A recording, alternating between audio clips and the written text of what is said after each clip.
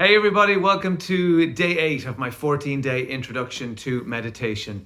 I hope you're well. I hope you're handling the constant influx of memes well. Certainly, that's been one of the most stressful things for me, is keeping up with the flood of memes into my WhatsApp groups. It might be time to examine just how many WhatsApp groups you're in and how many of these memes we can handle before it affects our mental health. Anyway, today I want to talk about being by yourself and why so many of us struggle with it. Because one thing that's come out of this whole situation is that we're being forced to spend time with and by ourselves. And you're not alone if you find that a challenge. And there's an amazing experiment that was carried out, which I find hilariously funny, but really poignant in terms of that difficulty in spending time with ourselves. It was done in 2014. It's out of the University of Virginia in the States. And they got about a few hundred people involved in this, all ages. And they asked them to just spend time with themselves in a sparsely furnished room. But in the room, there was a button.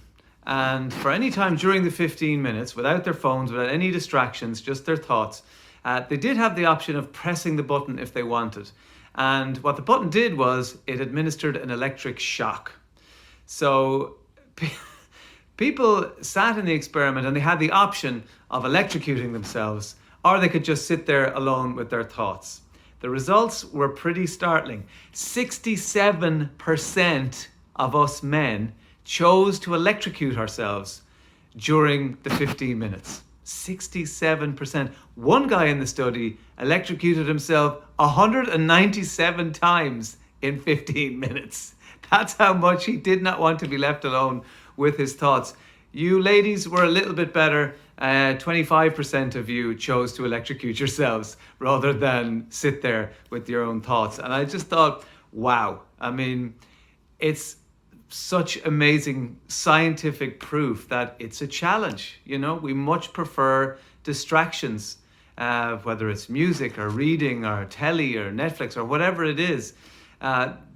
Sitting alone with your thoughts and maybe sitting alone with your breath, that's a challenge for everybody. So if you've tried meditation or you're kind of dabbling in it, having seen some of these videos and you're still struggling, take heart, because you're not alone. Just think of that guy who electrocuted himself 197 times in 15 minutes. Nobody's going to be as bad as that.